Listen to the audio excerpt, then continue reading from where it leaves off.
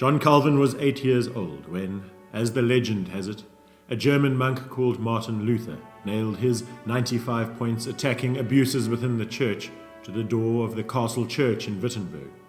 This was October 31st, 1517, the catalyst for revolt against the universal or Catholic Church, which would soon spread across much of Europe, the Reformation.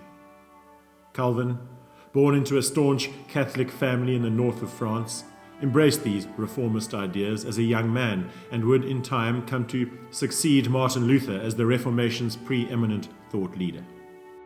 But while Luther had provided the initial inspiration and passion behind the Protestant movement, John Calvin's unemotional, intellectual approach would come to provide much of its theological basis, a carefully considered structure which appealed to the literate and more educated middle classes, in France, the bourgeoisie. Calvin's radical ideas, however, would require him to leave Catholic France, eventually setting up base in the more tolerant city of Geneva, a city which would become the Protestant equivalent of Rome, because it was from Geneva that John Calvin's ideas would spread through much of northern Europe. The Presbyterians in Scotland, the Puritans of England and later New England, the Reformed Church of the Netherlands, and then notably the Huguenots back in his home country of France. Notable in that, by contrast to the other regions just mentioned, France remained strongly Catholic. And given that religion was a serious pursuit in the 16th century, the growing Huguenot movement created a divide in French society which would erupt into violence. The French Wars of Religion, which King Henri IV eventually settled by finally conceding religious recognition and civil rights to the Huguenots through his famous Edict of Nantes in 1598.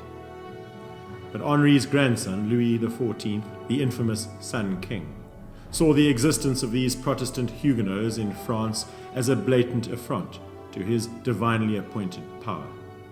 Accordingly, the Huguenot people were subjected to growing persecution, and then, in 1685, he formally revoked those concessions made by his grandfather. Calvinism was forbidden. Overnight, the Huguenots became outlaws in their own country. Jacques Theron was 17 when this horrifying news reached his home in Languedoc, in the south of France.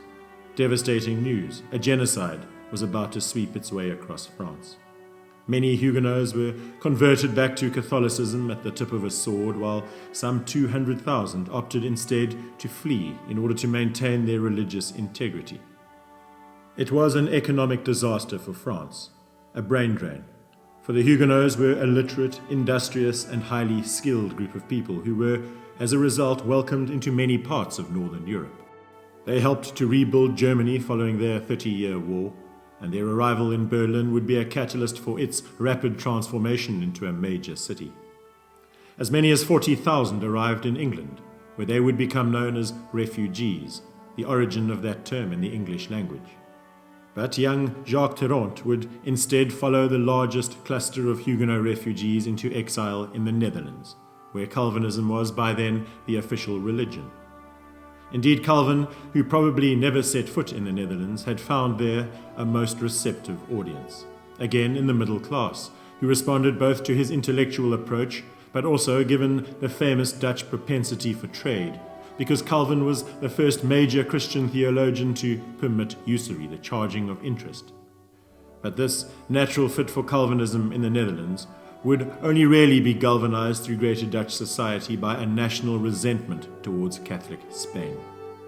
For Spain's King Philippe II believed that the Netherlands was his to rule, a belief Spain was comfortable enforcing by the sword, despite fierce resistance. And while Spain did eventually succeed in converting some of the southern provinces back to Catholicism, later to become Belgium, in the northern provinces the resistance held, and they would declare themselves a republic in 1588, with Calvinism, through its Reformed Church, adopted as its official religion from the early 17th century. And so when Jacques Theron, together with some 80,000 Huguenots, flooded into the Netherlands from 1685, they shared not only the same religion, but also, importantly, a passion for freedom and independence, given their respective experiences of oppression at the hands of European superpowers. Meanwhile, the Dutch, through their trade and a revolutionary new financial system, they were themselves now emerging as a superpower. and their mighty United East India Company, the Verenigde Oostindische Company, the VOC, was soon dominating trade, albeit somewhat nefariously, throughout the East Indies.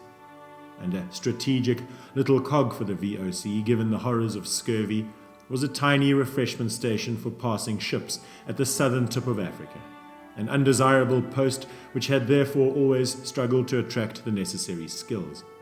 As such, the arrival of Huguenot refugees in the Netherlands presented the VOC with an opportunity, perhaps, to infuse the Cape of Good Hope with fresh expertise, notably French knowledge of viticulture, given wine kept better than water on those long voyages. And so, with favourable terms being offered on land at the Cape, a now 20-year-old Jacques Tarrant accepted the challenge, boarding the Oosterland from Middelburg in January 1688, arriving at the Cape of Good Hope 3 months later on April 26th. No luggage had been allowed, and so these Huguenots would arrive in Cape Town unburdened, as it were. The VOC was grateful for the new skill, but they were also very wary of establishing a separate French enclave within their own tiny colony.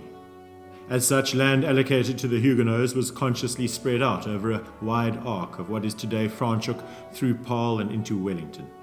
The intention was for the Huguenots to integrate into the majority Dutch population as soon as possible, a process further encouraged by restrictions on French ministers and teachers. Tarrant was allocated land in the Drakensteen near Paarl, a farm he named nostalgically Languedoc. He married another Huguenot, Marie Dupré, in 1697, before acquiring new land in what is today the Tulbagh region. He and Marie had 7 children, and many of their descendants would grow up in and around Tulbagh, the legacy of an adventurous life. Jacques Tarrant passed away in 1739, aged 71. Within a generation of his death, French no longer existed as a home language. Indeed, at face value, it is easy to believe that the only remaining legacy from these intrepid Huguenots are the vineyards, the surnames, and those nostalgic French-sounding farms.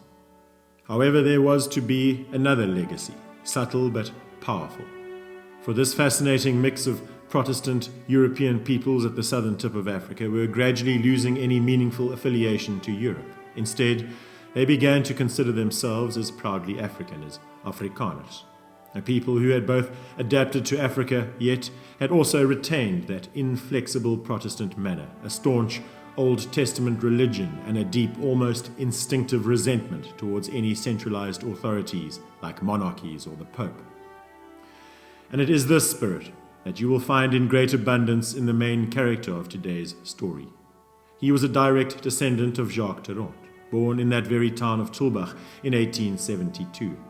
His name was Danie Theron, the 9th child of Willem and Charlize, born at 21 Church Street, today a museum. By then it was Britain, driven by its industrial revolution, who had eclipsed its European counterparts to emerge as the world's new powerhouse, boasting an empire including the Cape on which the sun would never set. Although, as you'll well imagine, the British had received only a lukewarm reception at the Cape. Indeed, within a single generation of their arrival, a fifth of Afrikaner people had set off into the interior in search of new opportunities and to escape the clutches of British control. A moment which would now draw many more fascinating peoples into the extraordinary but tragic story of South Africa. This was the famous Great Trek, from which stemmed the 2 Boer republics to the northeast, the Transvaal and the Orange Free State. Finally, it looked like these Protestants might have secured the independence they had so long dreamed of. But that was not to be, because just as Danie Theron was born, another dynamic was beginning to shape the region. News of diamonds in the interior, on a scale never before seen. And then when Daniel was 14, came news of a massive gold discovery right in the middle of that Afrikaner Republic of the Transvaal. This would be Johannesburg. These discoveries saw economic power in the region shift in very quick time from the Cape and up to the Transvaal. With that followed pronounced movements of people. The Terons would be part of this movement. As a 10-year-old boy, Daniel's family packed up and left Tulbagh, eventually ending up in the Transvaal, where Daniel qualified as a teacher before turning to the law and opening a practice in Krugersdorp just west of Johannesburg. It was around this time that he would meet and fall in love with Danie Theron. Danie lived on a farm just south of Johannesburg. Her family had followed the opportunity and also recently relocated from the Cape. Indeed, Danie's father, Christian, a sentimental soul it would seem, had carried with him a bag of acorns from his beloved Stellenbosch, and these he planted around his farm, hence its unlikely name for that region, Eikenhof. And beside the homestead he had then flattened a piece of land which the family would play tennis on. But it was under one of Christian's young oak trees that Danie and Danie had courted. Danie would cycle out to the farm on weekends, a decent 40-kilometer push from Krugersdorp, and here he would spend time with her family, eventually asking for her hand in marriage. Danie played the organ. Having studied music at the Reinste Institute in Stellenbosch, she would play while Danie and the family gathered around after prayers. Meanwhile, Britain, who had originally only valued South Africa's strategic southern ports, now followed the tide of interest northwards towards gold.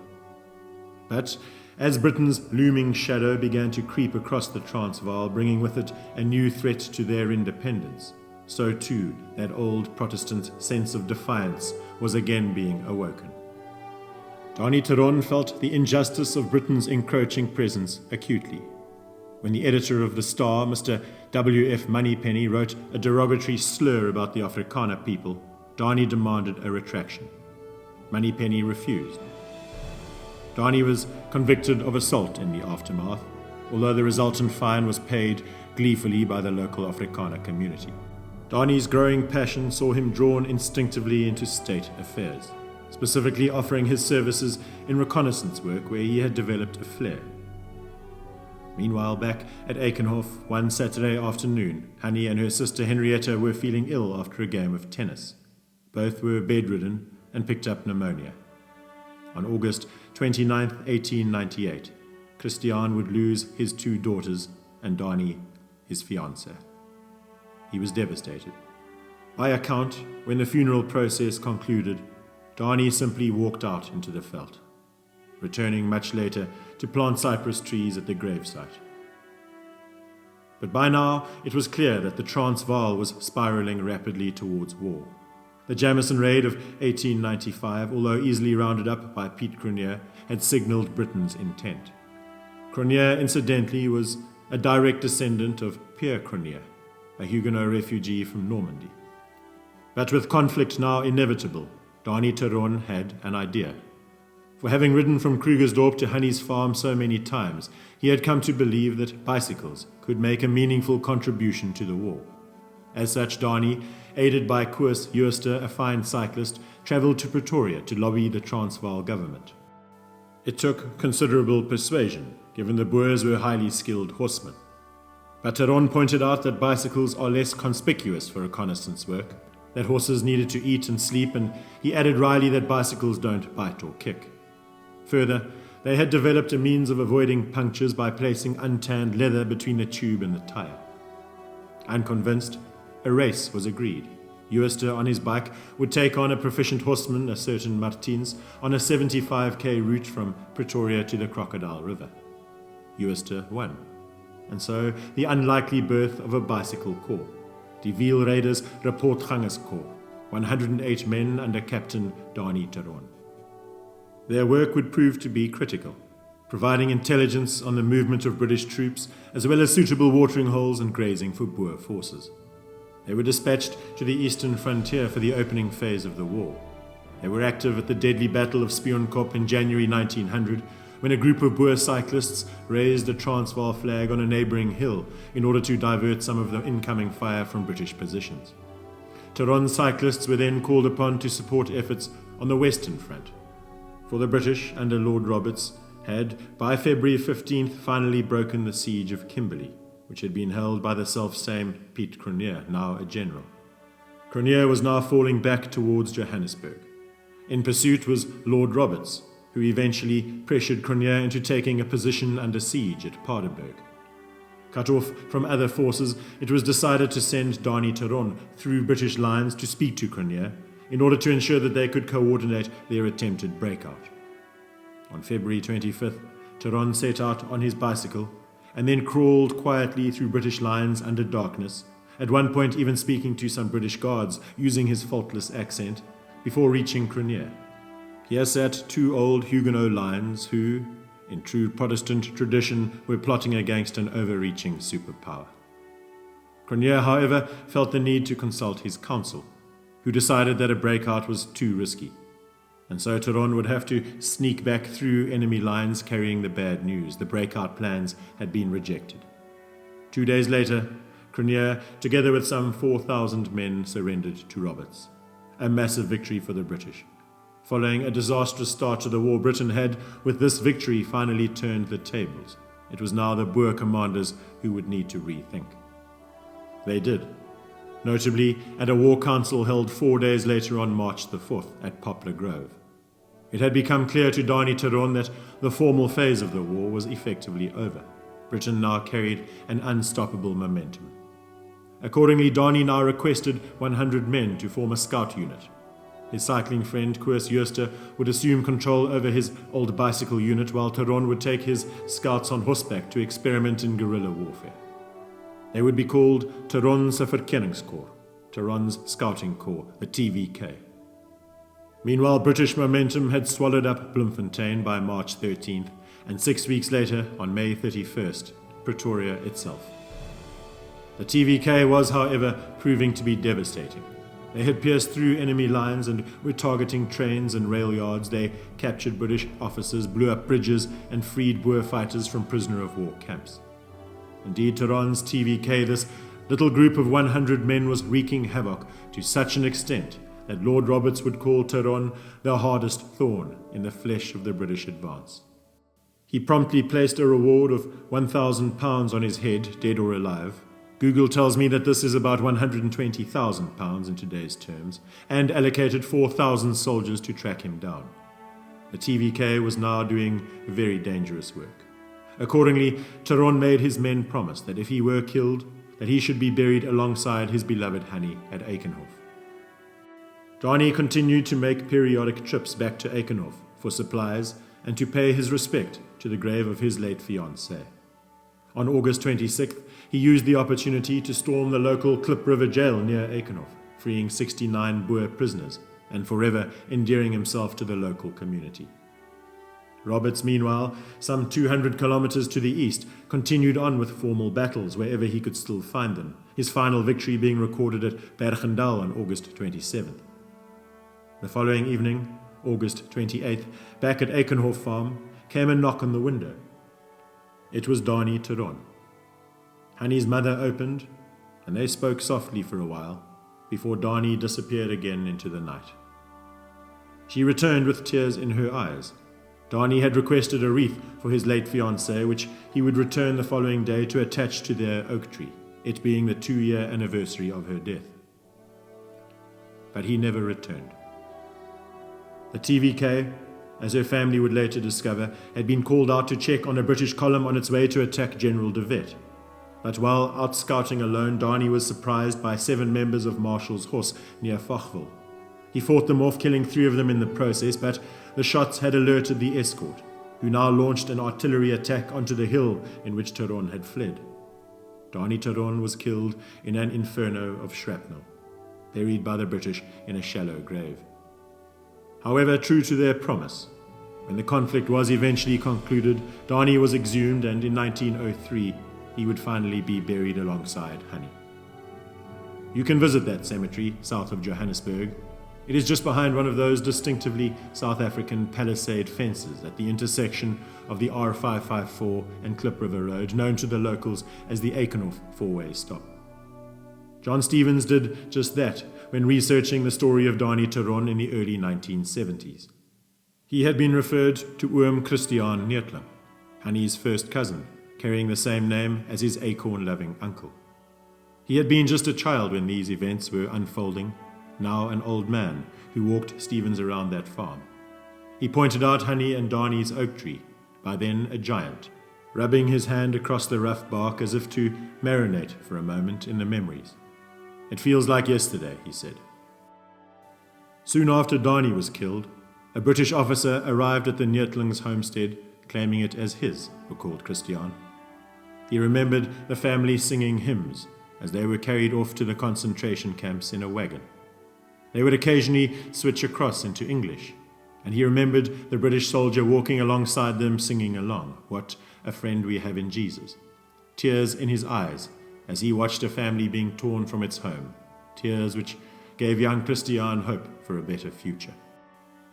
From the oak tree, Christian led Stevens to a little flattened area, the old tennis court, and then onto the grave, where the old cypress trees had recently died. If you drive out on the N12 from Joburg to Potchefstroom, just near Fochville and ironically across the road from a gold mine, you will see a monument to Danie Theron, marking the hill on which he was killed. An impressive obelisk with a flame at the top, representing the freedom and independence for which he had fought. Danie Theron had earned a deep reverence from his own people. But greatness in this complex land is not measured by the opinions of one's own tribe. Frederick Russell Burnham, the legendary American-born chief of scouts for the British Army, praised Theron for doing all manner of splendid military service for his people. And when a new monument to Danie Theron was unveiled adjacent to South Africa's Union buildings in Pretoria in 2002, it was Nelson Mandela who unveiled it. This would be one of the very few times Mandela spoke Afrikaans in public. "My own shaping as a freedom fighter," he said, "has been deeply influenced by the work and lives of Afrikaner freedom fighters." Mandela praised his honesty, bravery, and his determination to do the right thing. "South Africa needs more Danie Therons in order to meet the challenges that lie ahead," observed Mandela. 2 years later, in 2004, Mandela agreed to meet formally with Danie Theron's great-great-niece. She too had grown up on a farm on the outskirts of Johannesburg, but in a spirit of adventure, true to her family, she had travelled to the United States in the early 1990s as a young model, eventually ending up in Los Angeles. She had just won a prestigious acting award, a trophy which she carried with her to celebrate with the people of South Africa. She also carried an old family name, that of Danie Theron's mother, Charlize. A legacy of principle, resilience, and adventure traced back to a young Huguenot in Languedoc who had been left with no choice other than to run.